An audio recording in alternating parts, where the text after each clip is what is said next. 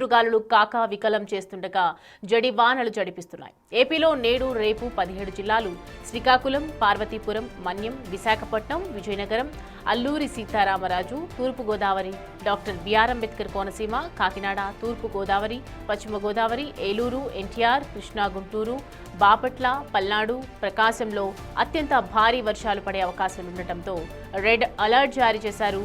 శ్రీ పొట్టి శ్రీరాములు, నెల్లూరు, తిరుపతి, అన్నమయ్య, వైఎస్ఆర్, కడప, నంద్యాల జిల్లాల్లో orange alert జారీ చేయగా చిత్తూరు, కర్నూలు, శ్రీ సత్యసాయి అనంతపురం జిల్లాలో ఎల్లో అలర్ట్ జారీ చేశారు. కేంద్ర ప్రభుత్వం కూడా హెచ్చరికలు జారీ చేసిన నేపథ్యంలో ఏపీలో హై అలర్ట్ ప్రకటించారు.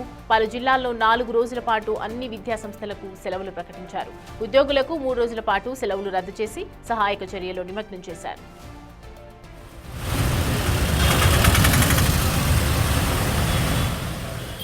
తీరం వైపు దూసుకొస్తోన్న మొంతా తుఫాను ధాటికి రాష్ట్ర వ్యాప్తంగా పలుచోట్ల ఈదురుగాలులతో కూడిన భారీ వర్షాలు కురుస్తున్నాయి. విశాఖ జిల్లా తడిసి ముద్దవగా కాకినాడ తీరంలో రాకసి అలలు విరుచుకుపడుతున్నాయి. తీవ్ర వాయుగుండం నుంచి సోమవారం ఉదయానికి తుఫానుగా మారింది. ఆగ్నేయ పశ్చిమ మధ్య నైరుతి బంగాళాఖాతంలో ఉన్న తుఫాను గంటకు 13 నుంచి 18 కిలోమీటర్ల వేగంతో ఉత్తర వాయువ్య దిశగా కదులుతున్నట్లు వాతావరణ శాఖ తెలిపింది.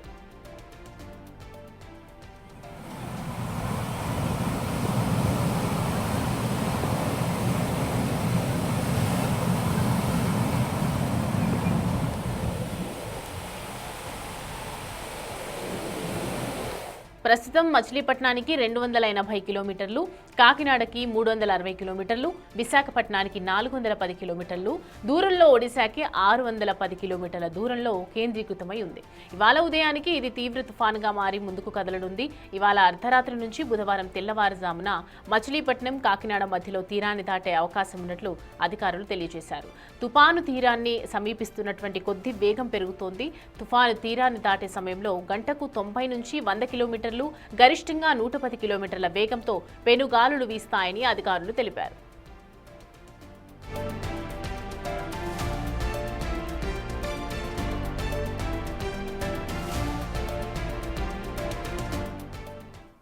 రైట్, ఈ అంశానికి సంబంధించి పూర్తి అప్డేట్స్ అందించడానికి మా ప్రతినిధి రాజేష్ మనకి అందుబాటులో ఉన్నారు.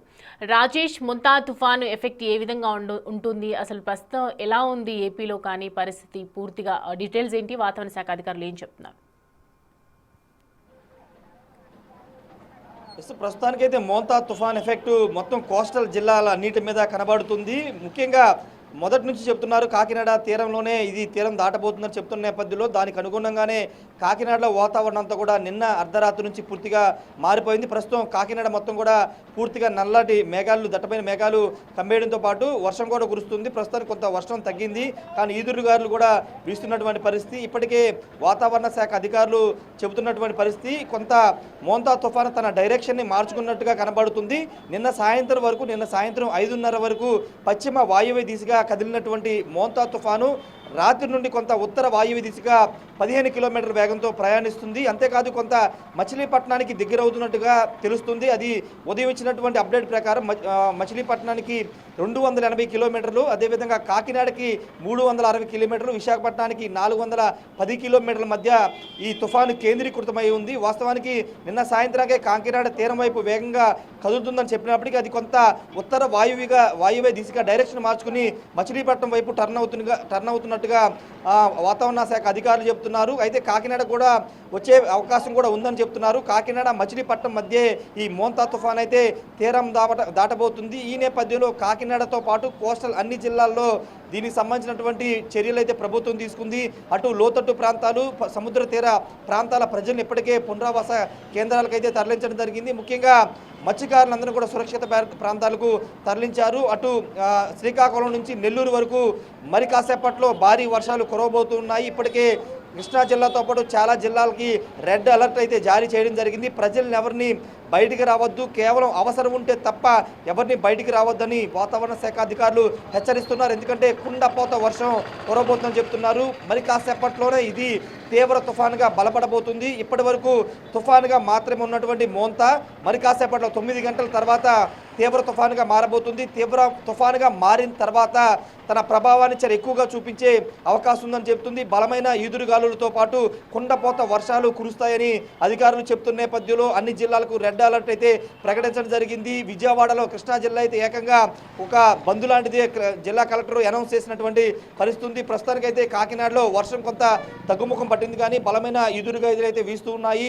మరోవైపు ఎవరైనా పునరావాస కేంద్రాలు కానీ ఎవరైనా బాధితులు ప్రభుత్వాన్ని ఏదైనా సాయం కోరాలంటే ప్రభుత్వం కూడా అటు టోల్ ఫ్రీ నెంబర్ కూడా ఇచ్చింది. 112తో పాటు 1070 రెండు టోల్ ఫ్రీ నెంబర్లు అయితే ఇవ్వడం జరిగింది. ఎవరైనా సహాయ చర్యల కోసం ఇబ్బంది పడితే ఆ నెంబర్లకి ఫోన్ చేయాలని కూడా ప్రభుత్వం అయితే చెప్పడం జరిగింది. ముఖ్యమంత్రి చంద్రబాబు ఎప్పటికప్పుడు అధికారులతో సమీక్ష చేస్తున్నారు. ప్రతి జిల్లా కలెక్టరు, అక్కడ స్థానిక రెవెన్యూ అధికారులు, ఇతర శాఖ అధికారులతో సమన్వయం చేసుకుంటూ మోంతా తుఫాను ఎదుర్కోవడానికి సన్నద్ధమైతే అవుతున్నారు.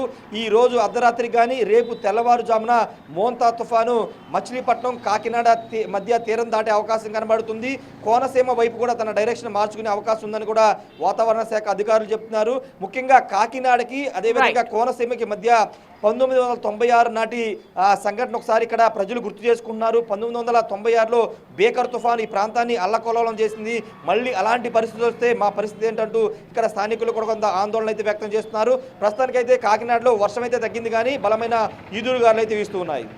Right Rajesh, thanks for the updates. Right, చూస్తున్నాం కదా మోంతా తుఫాను ఎఫెక్ట్ తీరం అల్లకల్లోలం చేరుతుందని చెప్పాలి. ఒకవైపు ఏపీలో చాలా ప్రమాదకరమైన సిచ్యుయేషన్స్ కనిపిస్తున్నాయి కాబట్టి ఎప్పటికప్పుడు ప్రభుత్వం కూడా పర్యవేక్షిస్తోంది, దానికి సంబంధించినటువంటి సూచనలు నిర్వహిస్తోంది, సహాయక బృందాలను కూడా ఎప్పటికప్పుడు అలర్ట్గా ఉండేటట్టు చేస్తోంది. సో మొత్తానికైతే ఏపీలో ఉన్నటువంటి ఏదైతే మెయిన్గా రెడ్ అలర్ట్ జారీ చేశారో వాళ్ళు ఖచ్చితంగా అప్రమత్తంగా ఉండాలని చెప్పి ఒకవైపు వాతావరణ శాఖ అధికారులు అలాగే ప్రభుత్వ అధికారులు